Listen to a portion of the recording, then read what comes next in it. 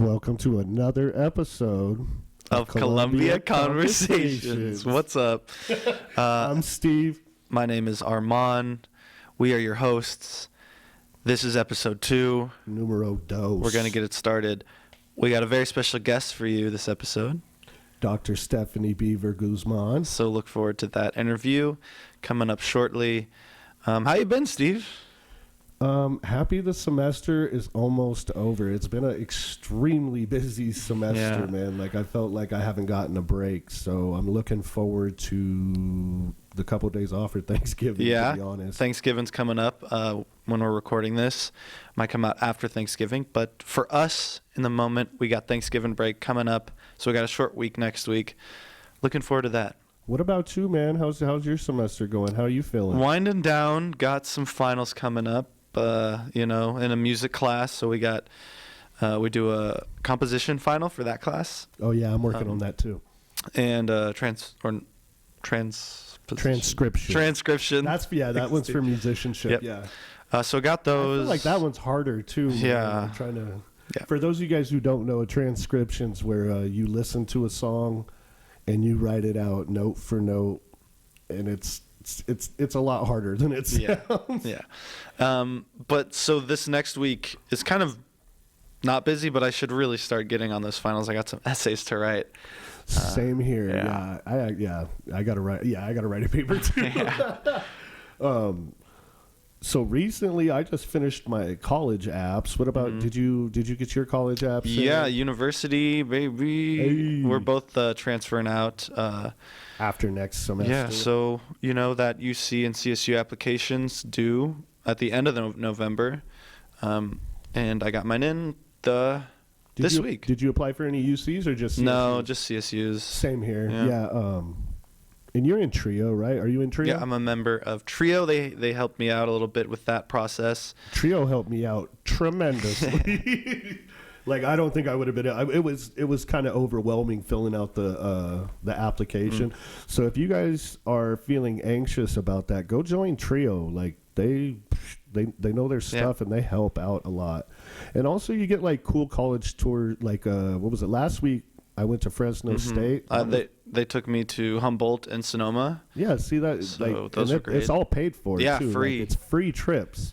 You hear me? Free. The Humboldt one was overnight. It was like 4 days. You guys were gone for like a week. 3 days, 2 nights, or 4 days, 3 nights. 3 nights, something. Yeah, hotel room. They hooked me up. Oh, I heard you guys went to like a hibachi too. Yeah, we went to hibachi, and we went to a forest. A national forest. Redwood National Forest. Oh, okay. Yeah, it's really pretty. Like where they film Star Wars type stuff? You know what I'm talking about. I don't know if it was that exact. No, it was one of the Jurassic Parks was filmed there, I think. Yeah. The tour guide was like, this tree is in this shot. There's a velociraptor. I don't know. I don't know, man. There's a velociraptor in the tree. Watch out, everyone. Yep. So that was cool. Yeah, Trio's a great resource here on campus. We got to get a Trio head in here sometime. We should get Tisha or somebody in here. Yeah. Look, be on the lookout for that episode. Watch out. Have Trio in here soon. On the horizon. But today we have Dr. Stephanie Beaver Guzman. Yeah, a counselor. Which, man, she has a lot of good stuff to say, man. Yep. She's an extremely talented and interesting person. Yes. I never really met her, but until today, and man, she is really she's cool, amazing. Huh? Yeah. So, we got finals coming up, Thanksgiving. Got any plans for Thanksgiving, man? Just going to eat some turkey. Yeah.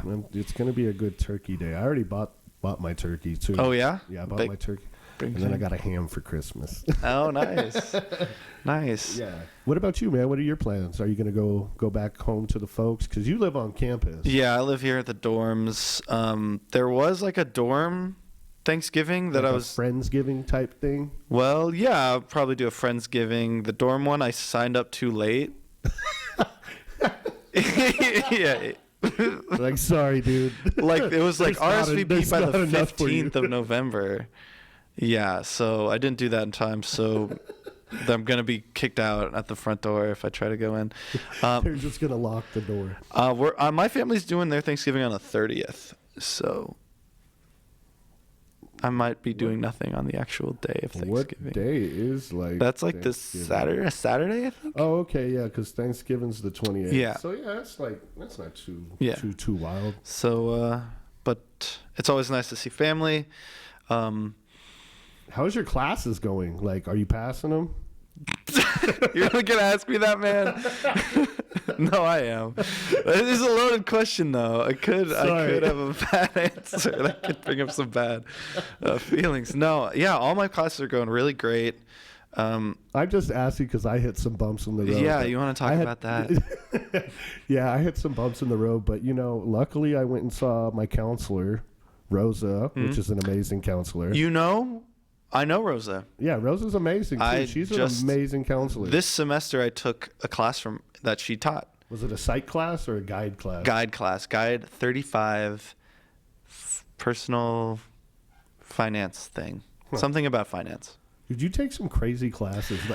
Like some of the stuff you tutor, like you have like restaurant math, yeah, like elementary school math, like yeah, I'm a jack of all trades, master of none. You wear a lot of hats. I do. But she's great. That class has actually already finished. Was it like a short class? It was a short class. It started late and ended early. Oh, that's super short. So that's one less thing I got to worry about coming into finals. That sounds like me when I go to work. Don't say that, man. I'm just kidding. Your boss could be listening right now. No, I had some bumps in the road this semester, but luckily, like I said, I went and saw Rosa, and we ironed them all the kinks out, nice. Man. So I'm in a very, very good spot. That's a thing that I like to tell a lot of people during tutoring is like, even if you hit a bump in the road, like it's not the end of the world. Sometimes you're a tutor and the person you're tutoring is gonna fail the class, and you have to reevaluate. You like look at their grade and you're like, all right, I'm your tutor, but you're going to fail this class. You're not going to make it. No, so let's talk about the future. And, it's not the end of the world. It's totally not, You can always man. retake classes. That's dude, I've failed a couple classes and and retook them and gotten an A. So, I mean, in all reality, I needed to take it again because I obviously wasn't getting the material. Yeah, the first class I tutored for actually was statistics. I ended up taking that 3 times. Wow. Yeah, 3 times. That's how. Yeah, I did the same with. I'm a communications major, and I did that with public speaking. I had to take that class 3 times. Yeah. Well, the first time COVID happened. The second time, I don't know what happened. I fumbled the ball. That's all right. It happens. But this last time I aced it. Aced it. Nice, man.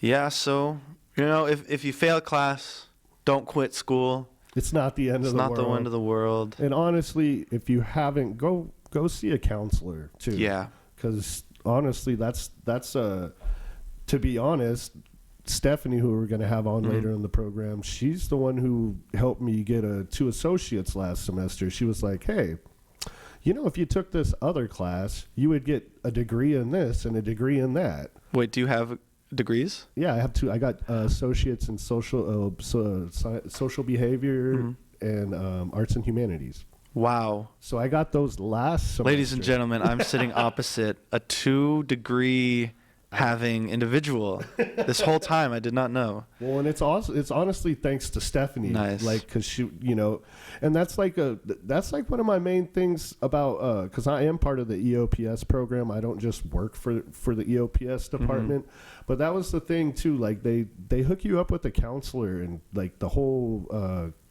education plan. That's like what saved me because, one semester I was just taking classes that I didn't need to take. Yeah, like what the hell am I doing here? Counselors are go great. see a counselor if you haven't seen a counselor. You might be doing too much work. Yeah. You know what I mean? Yeah, I don't have any degrees, man. You'll have one soon. Do I sound different on the microphone? Can you tell in my voice that I don't have any degrees? Listeners at home, do I sound not as cool compared to Steve? Undegreed. Yeah, exactly. No, I mean, I'll be transferring out of here with a degree. Yeah, I'll have my 3rd degree when I transfer. Oh, sorry. Just trying to get one win. You can't even let me have that.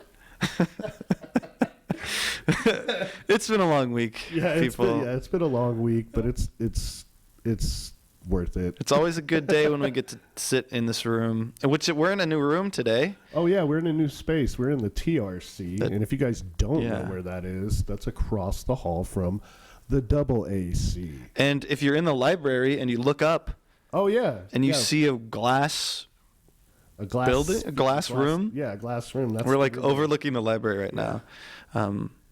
So yeah, if you hear any differences and you're in the comments, typing out. Well, that's another thing. Yeah, different. Give us put some advice in the comments. What do you guys want to hear? Who do you want us to interview next? Or if you guys have any suggestions. And our first episode should be out. What is it? Next Friday. Next week sometime. For you guys listening, it will have hopefully already come out. If it hasn't, we're just excited because it's going to be officially on the Columbia College YouTube website. We made it. We did it. Mom, if you're listening, your boy's done it. He's on a college YouTube channel. I did it, Mama. Yeah. I'm going to be showing all my friends, all my coworkers. I'm going to be like, I did it. I made a podcast. That was another thing, man. Like, it's a very accomplished feeling being able to do this podcast. It's fun and it's good. Yeah. So let's just go right ahead and transition into our interview. The interview. Welcome everybody to another Columbia Conversations. This is episode 2. Episode 2. We made it. Yeah. And we have a special guest. Yeah, very special guest. Dr. Stephanie Beaver. Hi. Thank you so much for inviting me to be here and share space with you guys. Yeah, of course. So, tell us a little bit about yourself. Okay. My name is Dr. Stephanie Beaver Guzman. I'm an enrolled member of the Hoopa Valley Tribe, which is from Humboldt County. Nice. And I have been working here at Columbia this is my 9th year. Oh, wow. Nice. Yeah, I moved to the area for my position here at the college. Cool. What is your position? So I am a tenured faculty member. My primary role that I usually do in a normal year is working as a counselor within the special programs. Stephanie was my counselor. Yeah. So we have, any student on campus can have access to counseling services for, either mental health or educational, career, and personal counseling.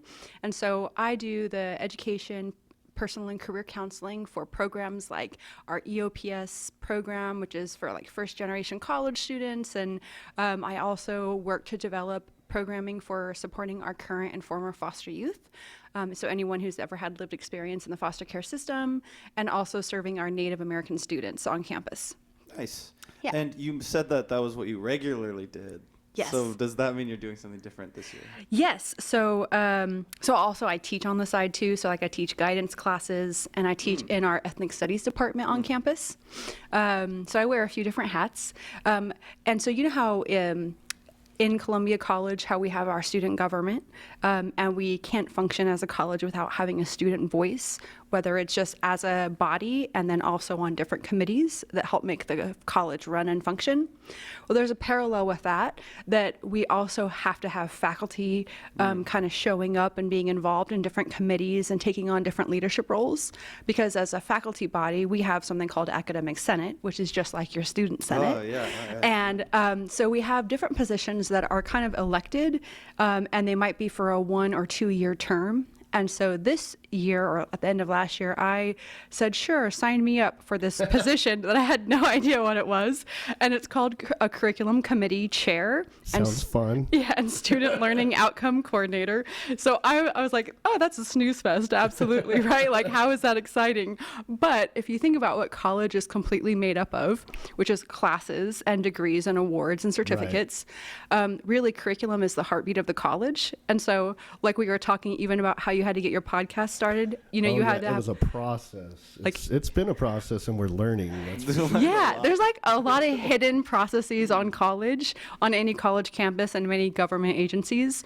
And so to get even one class approved, if you have an idea like, hey, let's start this cool media class or whatever, Like Or- when Daniel started the electronic music, because that was a brand new class. We Yes, hadn't offered at Columbia yet. He had an idea for a specific class, or sometimes we are required, like an instructor might need to make a change to their class. And there's actually like federal and state and local policy that dictates how often classes should be at least looked at to see if they're still relevant or if we need to make changes. Oh, wow. So I had no clue that that was a thing because I never went to those meetings.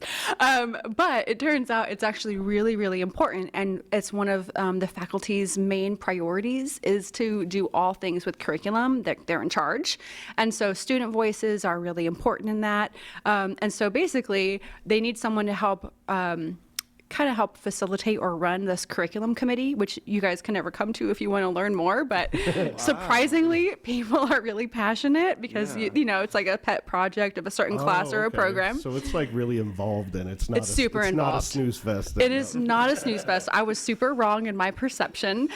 So it's basically a whole year of a commitment where my regular role, which I love so much as being a counselor, I'm released from those typical duties and responsibilities, and my 100% reassignment is to do these specific duties. Oh, wow. And so it's really hard for me because I love working with students directly. Yeah. And so now I'm working with my faculty colleagues, like teaching them about this process or the rules that I previously didn't know about.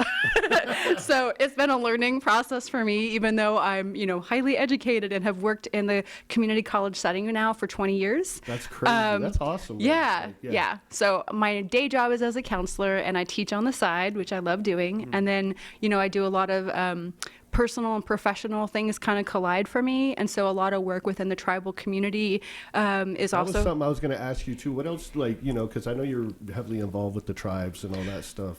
Like, Yeah. What do you do with the? What's your involvement with that?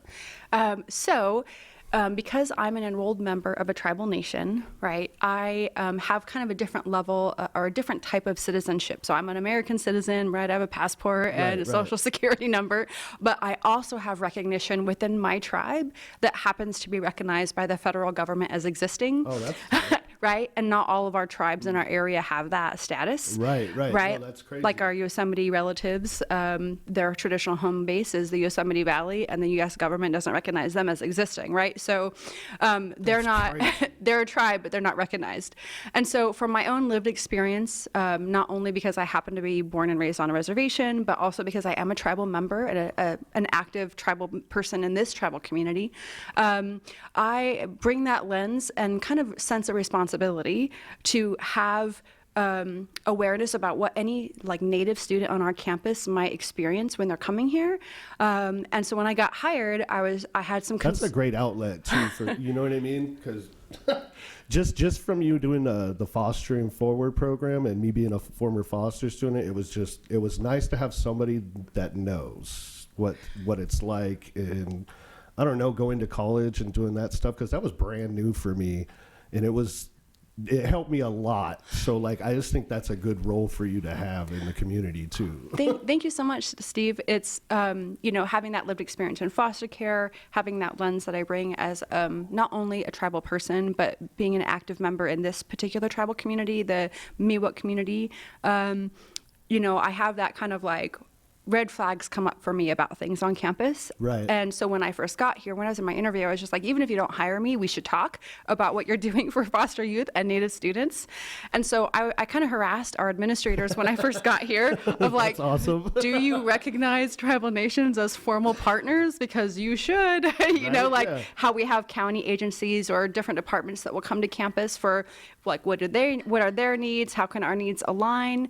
And so that was one of the first things I started doing, was trying to institutionalize the recognition that tribal nations and tribal serving agencies have a voice, and that we should be recognizing that on our campus, just as That's we, awesome. you know, bring things together.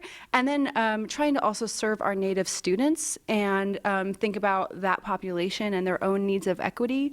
So through the college, that's kind of what I started doing. And then I moved here, and I'm a Hoopa and Yurok person, right? So you said from Humboldt, right? yeah, from Humboldt County. So Arman's actually looking to go college at Humboldt. Oh, well, we Yeah. can talk. I can tell you the good and the bad about the area. It's really Yeah. similar to here, actually. Really? Well, that's one thing that I thought was cool that they did there, was even just at the start of like our tour of it, they always start everything with like, we want to recognize that this was once the land of this people, and like that's one thing that I feel like is a good way to recognize that. I don't know if we do that here as much. I know people have it like in their emails, or sometimes at the end of an email it'll say that, but I don't know if that's something that you. That's a good point. I don't think. Yeah. So that's a form of a land acknowledgement, and land acknowledgements themselves are kind of debated because some people will be like, yeah, let's make a land acknowledgement, but we're not going to learn our history, and we don't care if the mascot might be problematic, or like if we actually don't even know how to pronounce the name of Miwok people.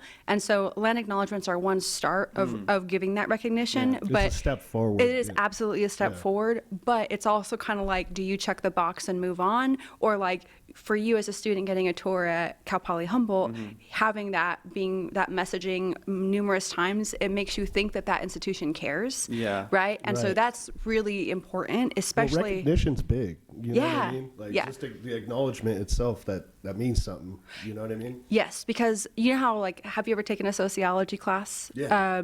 Where we learn about, and what's your major? I'm a music major. Oh, okay, awesome. So, well, if you think about things about in our society are kind of everywhere, and we operate in these structures that sometimes we don't see unless we call it out. So for one, we could talk about gender, we can talk about income. So for instance, like one of those ways those things show up really often is how maybe the teaching profession, say in kindergarten, at the kindergarten level, is overpopulated with female teachers because they're known to be nurturing, and maybe you don't see a lot of male kindergarten teachers, right? And so that movie Kindergarten Cop with Arnold Schwarzenegger from like the 90s, it was a big thing just because of how gender shows up in certain professions, right? How many female police officers do we have? Or we even say the word female, we don't say male police officers, right? It's just implied. That's a good point. So there's like structural things in our society is my whole point. And so when we're talking about Native people, whether it's on this campus or at other college campuses or in our community as a whole, we're operating within another structure in society, and it's a colonial or colonization, right? And part of that is the erasure of Native people. So if there's perceptions that are tied to that, like we must look a certain way. So I'm a really light-skinned Native person. I happen to have a chin tattoo on my face. It's a traditional practice of a lot of California tribes. And so that, I think it looks dope, to be honest. Thank you. Who knew that 3 little lines would change the way people physically react to me? Trust me, I know. But so just like how income can show up, or especially with like erasure and certain ideas that we have, just because we're kind of conditioned within rules of society. And so if you violate that or you challenge that, it can create discomfort. Or even if we say like, how does income inequality show up on our college campus? Not everyone's going to be open to that, because if they have income, they might feel attacked. And if they don't have income, they might feel shamed. And, you know, it's a double-edged sword, man. It totally is. So it's super hard to have conversations about any of those things. And that's really what the point of ethnic studies courses are, is to bring in these things where we call out things that are normally invisible and try to have hard conversations. Because that's the starting step, is acknowledgement and talking, bringing up a dialogue about it. Yes. You know what I mean? And so whether it's about Native people and the fact that they were the original caretakers of this land, and we might think, oh no, actually they immigrated from the Bering Strait, you know, like we may not realize that there's actually other scientific evidence to counter those type of ideas too, but we don't hear about them because of this erasure thing. It goes against the norm or whatever's been taught. Yeah. So, so my main role, right, is I'm in these different, you know, faculty roles, but because I'm faculty and I'm tenured, I have a lot of extra privilege, because even if I piss someone off, I still have a job, right? Excuse my language. That's nice. So I have some added protection. And so really, like, there's a sense of responsibility to leverage whatever resources we can from a college or an institution that normally doesn't make space for certain populations, and amplify the space, right? So a couple years ago, like I started doing the Native Voices series so that we would have a space on campus. It's before we ever had ethnic study courses here. Oh, wow. Okay, I didn't know. Yeah, because I thought the ethnic courses was kind of new, wasn't it? It is a new statewide requirement that there's been a lot of lobbying, because there's like 4 core ethnic groups that have usually been historically excluded from all forms of history classes or educational spaces. So you might have a paragraph about what the impact of the gold rush was for Native people, or continues to be. Right, And Native yeah. people are presented in the past tense, not as like living members with over 130 nations in California alone, right? And so, Well, like you said, you're recognized as a part of a tribe that's federally recognized. Yes. And then to act like it's past tense is ridiculous. Right. And so groups like African Americans, Asian Americans, Chicana, Latinx population, and Native American people those are the 4 core groups that are studied in ethnic studies. So that's a kind of a really new thing at the community college system, to have that requirement. And that's one of the classes you teach, though, right? Yes. Awesome. I also teach in that discipline at MJC and at Stan State. Oh, okay, cool. Yeah. So because we didn't have ethnic studies when I first started, I was like, hey, where's the class that talks about Native people? And it was housed in anthropology at the time, and it hadn't been taught in 10 years. We had a dean at the time who said, no one cares, no one will take it, and so just forget about it. Oh my God. Yeah. So I learned the process. And I was like, I'm going to create an event. And I didn't really know anyone here at that time, right? Because I moved here. I had no clue. That is so awesome, man. Well, and students have the most power.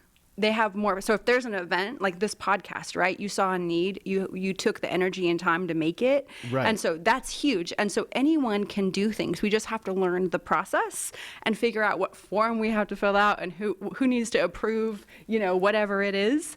And so I was like, we should have a space where we open this campus up to the community, and kind of like a lecture series, and have room for our students, our Native community members, and anyone in the community who want to learn about Native people, and like start you said, it's having a safe space. place too. Yeah. And so, so that first event, I had 4 of them over the last 6 years, or actually 5 over the last 6.5, 7 years.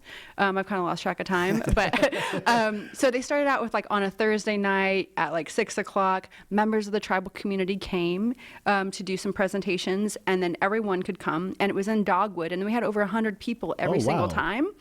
And That's big. That's yeah, awesome. it's Yeah, that's huge, right? Yeah, like that's to feel that on a Thursday night when our campus normally shuts down. Yeah, a lot right? of- They have to drive all the way out here to Yeah. come. And so it was just this huge need, right? I was like, the Columbia College Foundation is really an amazing resource, and they had been nothing but supportive of me in every event that I wanted to do. Or they would say, hey, what do you think about this? And we're like, yeah, let's do this thing. And so it really has been, because it's not me in isolation. It's because tribal members are willing to come and share. Right. A community. A community, and partnership building is really central to all of that. But then also I've just been kind of like asserting my role as like, I'm a Native faculty member. This is a sense I have a responsibility to be doing something. Yeah. But then also learning our rules and systems to make those things happen. And that's so important, man. Yeah. I'm learning that so much more now, like how important it is to go through the steps and do it how it's supposed to be done, so it's recognized correctly. Yeah. Well, and I don't know if you were here 2 years ago, and I think you might really find this relevant because you're a music major. So the foundation had said, hey, are you going to do another event? And I said, I don't know. Like, I have a certain idea of what I want. I want to engage kids, Native youth who normally would never consider Columbia. Right. Or like, there's a lot of people who will take classes online at Coastline, but they won't come to our campus. And the rancherias are 5 miles away from here. Right, So why yeah. would they not come here, right? There's clear issues as to why is this population not necessarily feeling supported on our campus. Oh. And so I was like, what if we do something that's actually cool or looks cool, even though that might be an outdated word now. I have a 12-year-old who's telling me like sus, and I don't even know what all. Cool's still in. Cool's still definitely in. Yeah. But I was like, what if we did, we had Native hip hop artists come to campus. Oh. And so I was in my doctorate program at the time, which, that was like a 5-year journey for me to get through. And so I was finishing my dissertation, which is really like the ultimate paper of my life.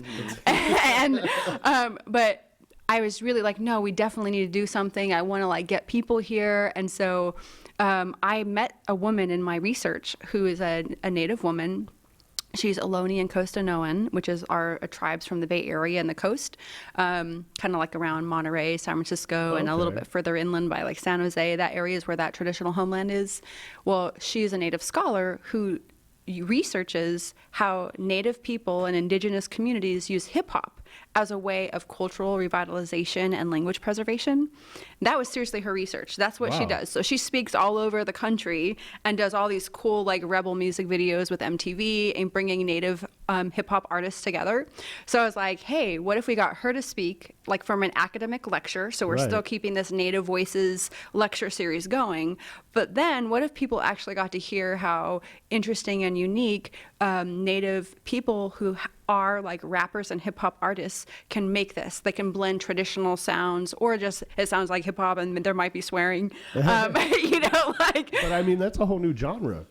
it is, and it's not so new, but it's new to you if you haven't heard of it before, Yeah, right? no, it's new to me. Yeah, Yeah, definitely. and so it's a huge area, but who likes hip hop, right? You have a lot Youth, of a lot of youth, people of both genders are, and every gender will be more likely to come and check it out. And so it kind of, I dreamt big, and then I got support for it. That's So awesome. we had, and also it was steep in the price to like bring artists here because it's a really, what is it, niche area. So it's not like Right. we've got a ton of experts, so they can charge what they want. And we're going to, but I also feel like, well, if we have, I was like, where does the money live?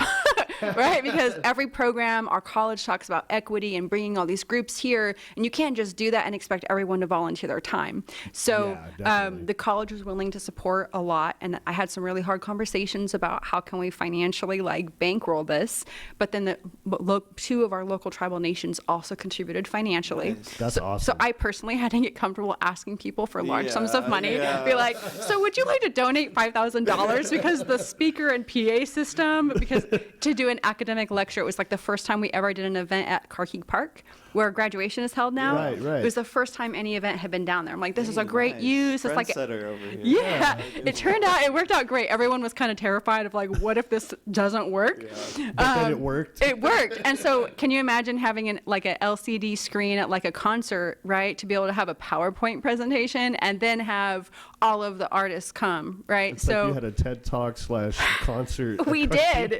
Yes. And it was free. And we had, like taco trucks that exist, right? Oh, so I don't yeah, know if you've ever had Indian tacos or Oh, fry yes, bread. yes. Do you know what I'm talking about? No, I So, don't. okay, I'll tell you there's a side story about what that food is. But I'll tell you as soon as I finish telling you about this event.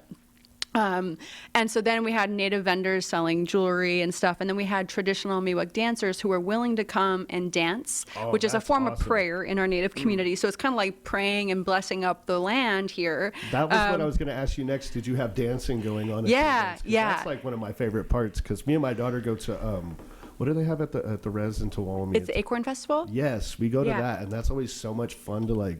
Well, that's where I ate the Indian tacos and Yeah. saw the dancing, and we have a good time when we go up there. And That's awesome that you go. I feel like more people in our community should know they're totally welcome. Not all reservations and rancherias open their doors to non-native people. Oh, really? Because, there's historically it's been really dangerous and not like the best of interactions. That makes sense. But I don't know why I didn't think of that. but the Tuolumne Miwok Tribal Nation, they open their rancheria. They have a free shuttle that goes from the casino across the street up to their res. And there's different dance groups from other roundhouse tribal groups. That's what I thought was cool because there was a bunch of dancers from all kinds of different Yeah, tribes that go. yeah, So, like that's neat too. Pomo people, Maidu people. There's several other groups throughout the entire coastal people. There's several different Miwok nations. There's over like 20 that I could name off right now who also all practice in the same style of dance, and they use roundhouse in the center of their ways of being and practicing, spirituality. Right. And it's more than just spirituality, it's just like a way of living. And so these dance groups travel, from different parts of the state of California Oh, that's to cool. come and be a part of that Acorn Festival. And so the Acorn Festival actually goes for 4 days, but it's open to the public, the general public, where everyone's got like a mass invite Okay. Saturday and Sunday, the last 2 days of the event. But there'll be dancing that goes until, 1, 2 a.m. sometimes because that's people so are long. going, all night, which is great. And it's spiritual too, so it's like Yes. you got the spirits in you. You're dancing. Yeah, well, and it's a practice that hasn't changed much since time immemorial for these groups. Not every group, not every Miwok or Pomo people necessarily had a roundhouse. We have one on campus, right? Don't We have a we is that do what that is? we do have a roundhouse on campus. It's actually a roundhouse replica. Oh, So okay. it's like the door was put in the wrong area, and there's a few things that aren't factually accurate from how roundhouses are. But there's a long history of this campus. tried. They tried, and they actually did this with permission. So I don't know how they built it, like what instruction they were taking, but there's a cultural site, like a known cultural site on this campus that was discovered, and there were remains discovered when the college was being built in the 70s. I had no clue. Yeah, and so the roundhouse replica is meant to pay homage and recognition as a form of that representation you're talking about. But so originally it was used for like, bringing kids out here and as a teaching tool. And then at some point, it stopped being utilized. We actually used to have powwows on campus in the 80s. But that powwows aren't inherently like a California like traditional practice. But as more tribes got removed and relocated to California, just through different, Indian relocation acts in our history, then you have even though you have 130 basically tribes that are their traditional homeland is what's known as California. You also have several other tribes throughout the country, and of course, like above and below the borders, Right. who occupy these spaces. And so that's where powwows became a practice as well. And so a lot of intermarrying and like assimilation within tribal groups. You have people who maybe it wasn't their practice, like to do powwows style stuff, but they do it now. Okay, And so anyway, so our college used to be a hub for that, but it kind of depends on It sounds like who's, you're bringing it back, though. well, trying to bring some stuff back, absolutely. And I think like that visibility or knowing, because we're a community college, and really inherent in the goals of community colleges are to be structured where you respond to the needs of the community, and you have this like really direct relationship for everyone who lives here. And so just a part of like living in a county that celebrates the gold rush and doesn't necessarily recognize a lot of things from like an indigenous perspective, right? I feel like that's what happens not just at the college level, but in our surrounding area, and not just here, but throughout California too, and not just California, everywhere, right? Where there's this continued erasure or invisibility or dismissal of Native people and their experiences. And so anything that we can do as a college, we kind of set the stage for our county partners and our community agencies and community partners to see like, yeah, we should be doing a land acknowledgement or having that in the form of our signature line in an email, or even just inviting these people who live here with us and provide how many jobs a year to our community, right? And also open their doors of their rancheria to non-Native people to come and learn. And because when you get to go to the Acorn Festival, for instance, right, you get to learn. Yeah, you learn. You have fun. And it's fun too to go there, and then you're also learning at the same time. Yes, yes, absolutely. So I feel like I've totally gone off, but it's all right. That's the whole idea. That's why we had you on. You did ask me about fry bread. Would you like to know about that? Yes. Okay, so a lot of tribes, in their first contact with the United States federal government, right, which was really, it's either depending on what area of the United States your homeland is, would depend on when your first contact was. Oh, right. Right. Yeah. And so I will speak generally right now, right? So some people, they were first encountering, like, say, with settlers, right? That's like the common thing. Settler colonialism is a really specific type of settler colonization or colonial experience. And the goal, it has to do with like getting land and getting resources. And then you need to remove the people who are in the way of your ownership of that. And so even how we think about land, like the American dream of owning, a home with your own plot of land so you can do and provide for yourself and future generations or whatever, right? So it's, all of the things are kind of linked to that ideology, which is just a normal part of our American society, one of those structures we don't always talk about. And so if you think about a tribe's first contact with the government and non-Native people, there's a lot of different experiences. But one of the common things that happened is that tribes were forcibly removed and or relocated.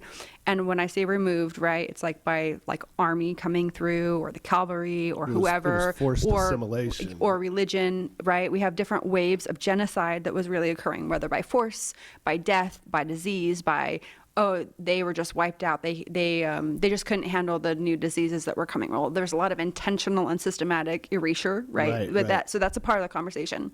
But one of the byproducts of this is that, say you grew up in a home base, like where you knew all the natural resources in your environment, how to survive, how to treat yourself with anything that you knew, how to like just eat whatever you needed. Your structures, not all tribes were hunter-gatherers. Some were more agriculture. It just depends on where you were at, right? Yeah. And so if your tribe, if your group of people were removed to a whole new place, you don't necessarily know those things. And maybe you were placed to an area that had nothing that was really quality there, or just some wasteland, right? And so a lot of reservations are like that, because tribes were removed and relocated somewhere else. And so then, in the form of treaties, and like in our, like there's technically the supreme law of the land that's in our, guiding documents of the United States. Right. But many of them were not upheld on the government's end, and still haven't been. But part of the law, of federal Indian law, that's the language, is that the government is supposed to help provide, especially in these spaces where they've moved people to these other lands. So one of the ways the government would kind of deal with this is like, okay, we've removed you, we forced you to leave, but we'll give you rations, we'll give you food until you can get it together yourself. Like that's kind of like a perception, right? Yeah. And so U.S. government issued commodities was and still is a food source for people who are on reservations or rancherias, whether or not they're in their traditional homelands, or they were removed and put into a new place.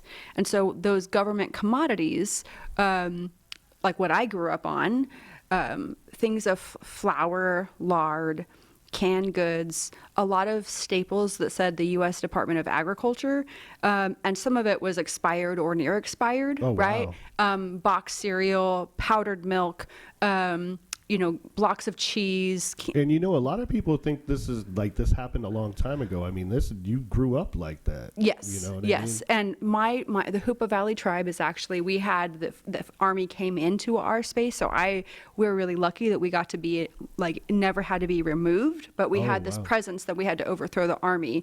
Right. And so that's when our tribe became sovereign with this, there's a whole story behind it. Is that why you guys are recognized? Yes, it's one of the ways. Okay. Yeah. And so basically what happens, right, is commodities are viewed as slave food. Some tribes, like my tribe, we have acorns and we have fish, right, as long as there's not excessive damming that takes out all the salmon. Right. But we have access to natural resources, but it's absolutely a food desert. So all of this is a lot of context to help tell you what fry bread is, because the context is important. Because I could just say, oh, it's a slave food, but it's not necessarily viewed in that way, right? So if that's all you had, if you're given these ingredients, here you go, make enough for your family and survive. But you can't actually do hunting practices, or you can't do your traditional ceremonial practices because they were illegal until the late 70s. Right, that's crazy too. And so you were kind of like, it was a way to starve you out, right? But then people made fry bread. They could make something that tastes with nothing. They made something with nothing. And so there's a lot of overrepresentation with diabetes and obesity and other things, because Native peoples, right, generationally had previously been living on either the food that they grew or things that they were able to hunt or gather. Changed your diet. Yeah, it changed diet absolutely super fast. And so the way, if I have sugar, oh my gosh, I act like I'm drunk. So if I have a donut, oh my gosh, I have not always acted professional when I'm at work because they have donuts. And so then I'm super silly in the office, right? No donuts and driving. Yeah. So just the way, we have more genetic predisposition for certain things. And so unless there's a whole movement called decolonize your diet, there's all these things to try to reclaim traditional foodways. It's really hard though, because if you go to an event, you'll see soda and fry bread. Yeah, what are you supposed to do? Right. So now people have, with gaming opportunities, tribes are having more economic bright futures and providing things for their communities, but not everyone has a piece of that, right? For instance, some tribes don't have the casinos and right. stuff. Or that. my tribe has a casino, but it's smaller than the library, right? Wow. Oh, and really? so it's smaller than the library, and it's called the Lucky Bear Casino, and tourists don't necessarily come to that area, there's perceptions that there's stuff wrong with our community and perceptions of racism and all these things, like negative stereotypes. Right. And so it's not like we attract a lot of gaming money in my tribe. And so you know how here in Sonora, we are like an hour and 20 minutes or so away from Modesto, right? So if you want to go to Costco or like go to some other type of store outside of our local grocery options, that distance is exactly how far it was for me growing up in my reservation to go to a place where there was a mall, fast food options, or any. So we have different ideas of food deserts, right? We had one grocery store in town, we still do, and at the time when I was growing up, it was more expensive to buy an apple than it was a bag of chips. That's crazy. Right? Wow. And so like, what are you supposed to do at that point? You know what I mean? Are you going to starve, or are you going to eat your chips? You're going to eat chips, and you're not. And if you choose to get government issued commodities, you can't get food stamps. And your food stamps, it's now like what, general welfare or TANF, SNAP, it's something else. But your income from the county-based cash aid would not go very far in a food desert. And so people, because the prices of food are expensive, like you just said, a bag of chips is cheaper than an apple. The processed things that aren't good for your body and all the things that clog your arteries. And so some people will hunt and fish and share those resources. Other people would have small gardens, but all that stuff takes effort, time, whatever. And so there's a huge movement to reclaim traditional food pathways like acorns, but I mean, that's a huge process just to prepare and gather. Yeah, because you have to, what is it? Not bleach them, but leach. Yes, yes. Yeah. And then you got to gather them before the squirrels do. And then if you get them, there's still these little worms that like to take over. Yeah. And so fry bread is now something that's more of like a nostalgic food. It used to be survival. And in some spaces, in some communities where we don't have access to hot water, or we have limited hot water. That's how I grew up. You don't have the basic things that we think all Americans have and should have. There's a lot of basic things that we just do not have in our native communities. People just take that for granted too, because I mean, yeah. Who would think, like you just said, most people just are normal and they think that everybody has that. Right. And then you're like, hey, it's America. What do you mean you don't have that? Yes. And so fry bread, it is a tasty treat. And when you eat it, you can be aware that it's a demonstration of the resiliency that Native people have, just like anyone who, I think the people who are like truly wise and smart and have many forms of community cultural wealth is anyone who grows up poor. You learn how to be resourceful with what you have until you have more, right? And so fry bread is that, and so really it's just like this fried dough, and you can put delicious. You can put like taco stuff on it, so then it's Indian tacos. Or you can put powdered sugar or honey or strawberries. So there's different ways to have it, but you might have them like the size of a saucer or the size of a plate, depending on what auntie is making them. I love that. That's awesome. Yeah. So I totally have gone off on several things, my job, and then all that. Great. That's why we had you in. Well, that's something I wanted to touch on was like the reason we started this podcast, and like because you were mentioning a lot of people still like go to this college, but they don't come to campus, and there's a lot of events that we have that are on campus that I think benefit a lot of people from going to, but like getting some way to make that more accessible and like have like this podcast online so they can listen to like you talk about these things and like learn from that and feel like they know you better, like if they see you or if you're the counselor one day and they've listened to the podcast, it's kind of like it brings the community a little bit hopefully more together. And, I mean, maybe there might be some people here that don't know that you're a resource, you know what I mean? So, and then we also started the podcast because you were speaking about community and stuff, and we dig the community here at Columbia, so it's having people come in from the Columbia community and talk and tell us about themselves and what you do and what resources and stuff. So that's so awesome. I mean, it sounds to me that you're talking about connection and awareness, right? So that everyone collectively in our area knows who's out there, what's going on, and then like you can actually feel like, oh yeah, even if I haven't seen your face, I mean, they might have seen my face because it's a little bit people with their reactions, but they might know that I'm not actually mean or something. I'm so excited that you guys are doing doing this. Do you have like a YouTube channel where you share the videos too? Yeah, it's the Columbia College YouTube channel. Yeah. Oh, That's some of the stuff that we've been working on is getting it onto that. At first they're like, oh, like you can't. We have to put it here because we are gonna just put it on our own. But they want it to be more accessible on that website. So yeah, it's gonna be up on the Columbia College YouTube channel. And and we're hoping like by next semester we'll have it on Spotify and stuff like that, to where it comes out. Oh, yeah. Because not everybody's going to be on YouTube, so like and so like you mentioned earlier about committees and doing stuff, so we're learning that process. Yeah, right now the college wants to make us a Spotify, so it's like very official. Like we don't go and make our own, so. It's in the works, and hopefully we can, you can be listening to us in the car. I totally will. And I'll share on my social media as well. And I think that there's different hubs in our community. So like even within special programs, we have like a special program advisory board. And so that interfaces with community partners. So anytime there's a gathering of community partners, I feel like people who work here could be like, hey, have you checked this out? Or like, if you have like a little flyer or a bookmark or something, I don't know, that I think that would be cool to just like put in different spaces, or like our faculty should know you guys have this so they can promote with our students in their classes, you know? Yeah, exactly. Do you work with the student government at all, or are you like a subsection of the newspaper club? We are a subsection of the newspaper club. Yeah, it's the newspaper, and we're part of it. We're the podcast for the newspaper. I just sort of like, because like I had this idea for a while to do a podcast. I'm a tutor at the AC, and a lot of times we have really awesome conversations, and everyone always jokes like, oh, you should have your own podcast. And so like I was like, okay, I should do that, but I didn't really know how to do any of it, so I was just waiting to like sort of attach myself to someone who had already like started something. Yeah. So I heard about the newspaper club. I'm like, a podcast like kind of fits in that. Right. Yeah, so the media, mass media. Yeah.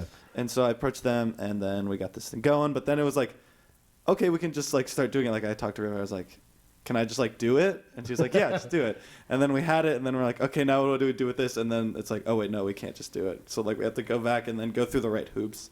And now it's actually happening. We're on episode 2. Yeah, well, this is so exciting, and I'm so grateful that you make time to include me. Oh well, we appreciate you coming by. Like, yeah. Well, the specialties, of course, of mine are like the serving with different populations who come from basically backgrounds where the odds are kind of against you, which is my own. But I'm happy in the future to talk about anything that you would want. I feel if you have any events or anything like that, you can always pop back on and talk about events going on like in the community and stuff. So. Yeah. Well, I look forward to supporting you, and I hope anyone listening is, excited and open to helping like follow and share and promote what you're doing, because it's definitely like a grassroots thing. Yeah, that's great. Yeah, and so for right now, all they can really do is put stuff in the comments of the YouTube channel if they want to, let us know anything. But eventually, hopefully we'll have some way for them to really interact with us, and we can get feedback and talk about people who they want on or stuff like that. Yeah, so just different stuff. Yeah, different subjects or people to interview and stuff like that. So yeah. Very cool. Thank you for coming on. Yeah, my pleasure. Appreciate it. Thanks. Hope to have you back soon. Yeah. Thank you.